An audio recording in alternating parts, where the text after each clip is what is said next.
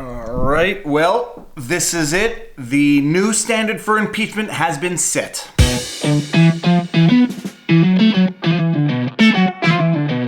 Viva Frei, Montreal litigator turned YouTuber, and I have been having strangers and friends alike text me and email me asking me what is going on now that President Donald Trump has been impeached. And admittedly, I do find a certain element of irony in all of this because a lot of the people tweeting me, DMing me, emailing me are in fact American, asking this Canadian what is going on with the impeachment process. And for those of you who don't live in the Great White North, let me just tell you right now that we are all freezing our butts off. It is a blistering -20. I was up last night because I heard the humming of the hot water tank in the basement, struggling to keep our house warm in this Arctic freeze. Alright, weather rant over, let's get into the actual impeachment. What on earth is going on? Yesterday, the House approved articles of impeachment against President Donald John Trump. And if this impeachment process has been good for one thing, it is that I now know what the J in Donald J. Trump stands for. For a while, it was like Homer J. Simpson. I had no idea what the J stood for. But the Democrat-controlled House voted to approve articles of impeachment, formally impeaching the President of the United States. This is the number one most common misconception of the impeachment process. Impeachment does not mean the removal from office. Operating by analogy, impeachment is sort of like the indictment. They are the formal charges brought against somebody, but they have not yet stood trial to be convicted of the charges that were brought against them. The House brings and approves the charges, the impeachment. The Senate holds the trial and convicts. If the Senate convicts the president on the articles of impeachment, then the president is formally removed from office. But if the Senate acquits, then the president, although impeached by the House, is not found guilty on the basis of those articles of impeachment, is not removed from office, and nothing becomes of those articles of impeachment. So the House, in what can only be described as a partisan vote, voted to approve articles of impeachment formally charging Donald J. Trump with high crimes and misdemeanors sufficient to warrant removal from office if convicted by the Senate. And what happens now? Those articles of impeachment that were just approved by the House are submitted to the Senate for a trial on the merits. And apparently the big news of the day as of making this vlog is that Nancy Pelosi is reluctant or not submitting the articles of impeachment to the Senate for a trial because apparently they are waiting for more evidence or something along those lines. Quite counterintuitive that Nancy Pelosi would delay in any way, shape, or form submitting the articles of impeachment to the Senate for trial, given the fact that so many people believe that Donald J. Trump is a clear and present danger to the United States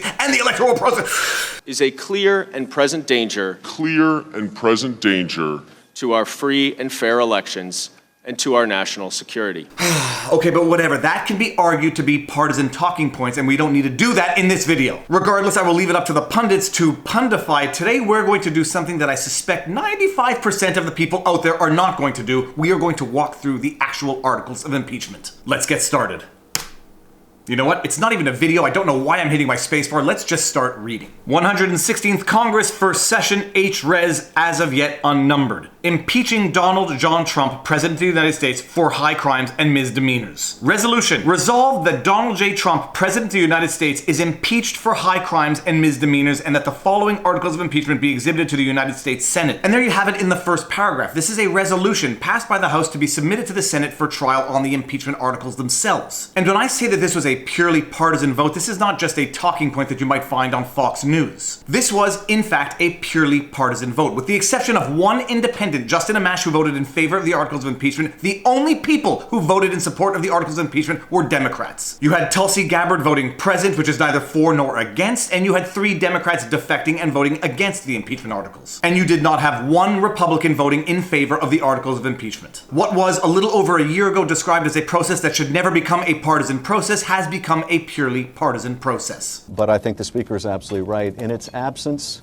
an impeachment becomes a partisan exercise doomed for failure.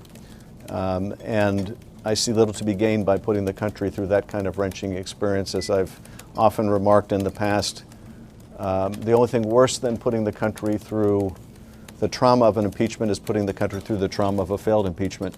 But back to the articles. Article 1, Abuse of Power. The Constitution provides that the House of Representatives shall have the sole power of impeachment and that the President shall be removed from office on impeachment for and conviction of treason, bribery, or other high crimes and misdemeanors, in his conduct of the office of President of the United States and in violation of his constitutional oath faithfully to execute the office of President of the United States and, to the best of his ability, preserve, protect, and defend the Constitution of the United States, and in violation of his constitutional duty to take care that the laws be faithfully executed. Donald J. Trump has abused the powers of the presidency in that. One thing I want to point out here as an attorney, and it's something we see in drafting all the time, sometimes people confuse conclusions with facts. A lot of people are stating as a fact the conclusion that Donald Trump is guilty of abuse of power. Abuse of power is a conclusion to be drawn from a set of facts. It is not a fact in and of itself. So what are the facts alleged in the articles of impeachment that would allow someone to come to the conclusion that Donald Trump abused of his power as president? Using the powers of his high office, President Trump solicited the interference of a foreign government, Ukraine, in the 2020 United States presidential election. He did so through a scheme or course of conduct that included soliciting the government of the Ukraine to publicly announce investigations that would benefit his re-election, harm the election prospects of a political opponent, and influence the 2020 United States presidential election to his advantage. Soliciting interference is an interpretation of a set of facts. Demanding a public announcement of an investigation that would benefit his re-election mixes fact and interpretation. Sought to pressure is itself an interpretation of a set of facts, and thus far we have not yet gotten into the facts, but let's just keep going. I just want to highlight how one has to be careful when reading something in interpreting what is fact from what is opinion, from what is conclusion derived from those facts.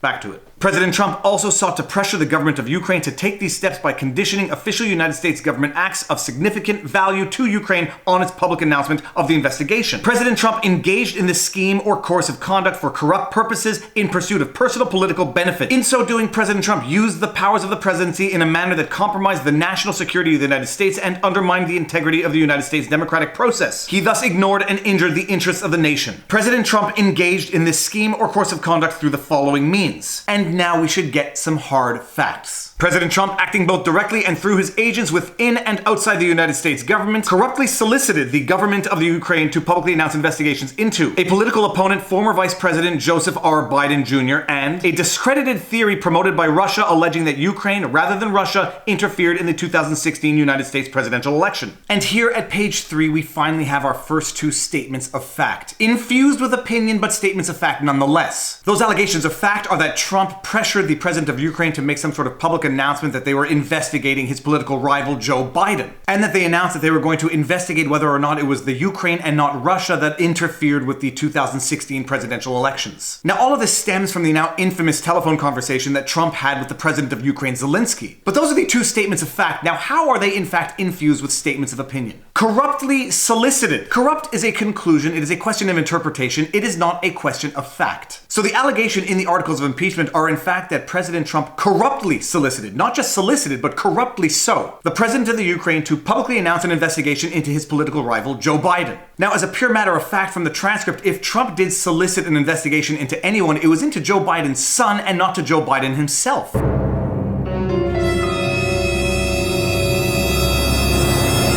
So there may in fact be a disputed element of fact in this allegation of fact. But let's move on. With the same corrupt motives, President Trump, acting both directly and through his agents within and outside the United States government, conditioned two official acts on the public announcement that he had requested. And here we go on to talk about the $391 million in military aid that was approved by Congress and a meeting of the head of states at the White House. Faced with the public revelation of his actions, President Trump ultimately released the military and security assistance to the government of Ukraine, but has persisted in openly and corruptly urging and soliciting Ukraine to undertake investigations for his personal political benefit. Corruptly urging is an interpretation. For his personal political benefit is a pure conclusion of opinion. And like I said in previous vlogs on this impeachment process, if you haven't seen those videos, I'll link a playlist right here and at the end of this video. It is possible that personal and national interests do in fact overlap. It is possible that an investigation that is in fact in the national interest also be in Trump's personal interest. That being said, an allegation of fact is different than an allegation of fact that is alleged to be for someone's personal political benefit. Fact is a fact. For someone's personal political benefit is an opinion. And this is the critical eye that people need not only to read these articles of impeachment, but to read the news on a daily basis. Fact and opinion are sometimes so insidiously intertwined that it becomes impossible to distinguish the one from the other, and there is a reason why that is done. In all of this, President Trump abused the powers of the presidency by ignoring and injuring national security and other vital national interests to obtain an improper personal political benefit. He has also betrayed the nation by abusing his high office to enlist a foreign power in corrupting democratic elections. Everything in that paragraph is an opinion or a conclusion and not a fact. I am not saying that I agree or disagree with the substance of that allegation. I am merely making an observation on that allegation in and of itself. That allegation consists of highly subjective terminology that cannot be proven as a matter of fact, but only as a conclusion derived from fact. Wherefore the president by such conduct has demonstrated that he will remain a threat to national security and the Constitution if allowed to remain in office, and has acted in a manner grossly incompatible with self-governance and the rule of law. President Trump thus warrants impeachment and trial, removal from office, and disqualification to hold and enjoy any office of honor, trust, or profit under the United States. And now that you have read through the first article, you can come to your own conclusions as to what is fact, what is opinion, and how you feel about it. Let's get into Article 2, Obstruction of Congress. The Constitution provides that the House of Representatives shall have the sole power of impeachment and that the President shall be removed from office on impeachment for and conviction of treason, bribery, or other high crimes and misdemeanors. In his conduct of the office of President of the United States and in violation of his constitutional oath faithfully to execute the office of President of the United States and, to the best of his ability, preserve, protect, and defend the Constitution of the United States, and in violation of his constitutional duty to take care that the laws be faithfully executed. Donald J. Trump has directed the unprecedented, categorical, and indiscriminate defiance of subpoenas issued by the House of Representatives pursuant to its sole power of impeachment. President Trump has abused the powers of the presidency in a manner offensive to and subversive to the Constitution in that. I've referenced this quote by Abraham Lincoln in the past, and I will probably reference it again in the future. Do not allege that which you need not allege, lest you be required to prove that which you cannot prove. Unprecedented, categorical, indiscriminate, in a manner that is offensive to and subversive of. How does one go about proving these highly subjective terms? Now, presumably in the paragraphs that follow, we are going to have sufficient allegations of fact that would allow someone to come to these conclusions of highly subjective terminology. Presumably, but let's get there. The House of Representatives has engaged in an impeachment inquiry focused on President Trump's corrupt solicitation of the government of Ukraine to interfere in the 2020 United States presidential election. As part of the impeachment inquiry, the committees undertaking the investigation served subpoenas seeking documents and testimony deemed vital to the inquiry from various executive branch agencies and offices and current and former officials. In response, without lawful cause or excuse, President Trump directed executive branch agencies, offices, and officials not to comply with those subpoenas. President Trump thus interposed the powers of the presidency against the lawful subpoenas of the House of Representatives and assumed to himself functions and judgments necessary to the exercise of the sole power of impeachment vested by the Constitution in the House of Representatives. President Trump abused of the powers of his high office through the following means: directing the White House to defy a lawful subpoena by withholding the production of documents sought therein by the committees. Directing other executive branch agencies and offices to defy lawful subpoenas and withhold the production of documents and records from the committees, in response to which the Department of State, Office of Management and Budget, Department of Energy, and Department of Defense refused to produce a single document or record. Directing current and former executive branch officials not to cooperate with the committees, in response to which 9 administration officials defied subpoenas for testimony, namely John Michael Mick Mulvaney, Robert B. Blair, John A. Eisenberg, Michael Ellis, Preston Wells Griffith, Russell T. Vaught, Michael Duffy, Brian McCormack, and T. Ulrich Brechbuhl. These actions were consistent with President Trump's previous efforts to undermine United States government investigations into foreign interference in United States elections. Let's just zip through the last page before we discuss the substance of the second article of the Articles of Impeachment. Through these actions, President Trump sought to arrogate to himself the right to determine the propriety, scope, and nature of an impeachment inquiry into his own conduct, as well as the unilateral prerogative to deny any and all information to the House of Representatives in the exercise of its sole power of impeachment. In the history of the Republic, no president has ever ordered the complete defiance of an impeachment inquiry or sought to obstruct and impede so comprehensively the ability of the House of Representatives to investigate high crimes and misdemeanors. This abuse of office served to cover up the president's own repeated misconduct and to seize and control the power of impeachment, and thus to nullify a vital constitutional safeguard vested solely in the House of Representatives. In all of this, President Trump has acted in a manner contrary to his trust as president and subversive of a constitutional government, to the great prejudice of the cause of law and justice and to the manifest injury of the people of the United States. Wherefore, President Trump, by such conduct, has demonstrated that he will remain a threat to the Constitution if allowed to remain in office, and has acted in a manner grossly incompatible with self-governance and the rule of law. President Trump thus warrants impeachment and trial, removal from office, and disqualification to hold and enjoy any office of honor, trust, or profit under the United States. We have to appreciate what this second article of impeachment actually means. The argument in theory is that by directing witnesses not to comply with congressional subpoenas in the context of the impeachment inquiry hearings, the president has committed an impeachable offense. My understanding is that a number of past presidents have in fact invoked executive privilege, including Reagan, Bush 1, Bill Clinton, Bush 2, and Obama himself. Incidentally, for a full list of people who've been held in contempt of Congress for refusing to abide by congressional subpoenas, just Google it. You're going to be amazed by who's on that list.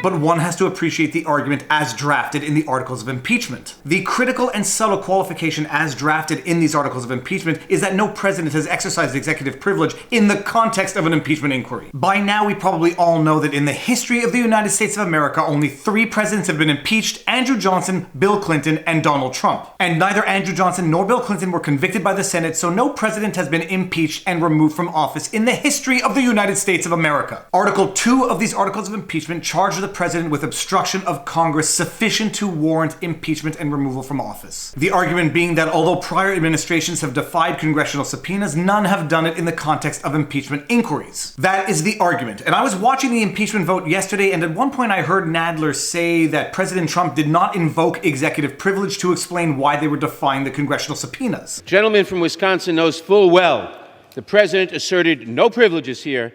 He simply ordered complete defiance of the impeachment inquiry. That may be an argument of semantics. My understanding is that if executive privilege wasn't specifically invoked, it was at least implicitly invoked as to why the administration was not abiding by or complying with these congressional subpoenas. Even still, typically the appropriate remedy for defying congressional subpoenas is holding the witnesses in contempt of Congress. The House here is trying to make defiance of congressional subpoenas an impeachable offense because it is done in the context of the impeachment inquiry. Up to you whether or not you buy the argument, but that is the argument. Alright, and I dare say that that is probably one of the most detailed breakdowns that anyone is going to do of the articles of impeachment. You are now probably part of what I suspect would be less than 1% of the population that has actually read the articles of impeachment in and of themselves. How does it feel? You feel good? Knowledge is power. And what's next? These articles of impeachment are going to be submitted to the Senate for a trial. In fact, it's not even clear that Nancy Pelosi has the authority to withhold these articles of impeachment from the Senate now that they have been voted on by the House. From my limited understanding of American constitutional law, the Senate can take the articles of impeachment whether or not Nancy Pelosi submits them to them and adjudicate on them. And by all accounts, pretty much by all pundits, both left and right, there is virtually no chance that the Senate is going to convict Donald Trump on these articles of impeachment. And the general sentiment is that the acquittal at the Senate is going to be less of a partisan vote than the impeachment was at the House level. To be determined, we will see what happens, but sure as sugar, when things happen, you will know about it by way of Vlawg. And if you like my videos and content, please be sure to like, share, subscribe, hit the notification bell so that you get notifications when I post a new video. Share my channel with anyone who you think will listen and will appreciate it. Drop a comment in the comment section below. If you want to support the channel, there's a PayPal link, merch links in the pinned comment below. Above all else, even in the heat of political discourse, remain civil with one another. We have to live with each other. And with that, Merry Christmas, Happy Holidays, Happy New Year, nothing but good things in 2020. Now you know your vlog. Peace out. Booyah.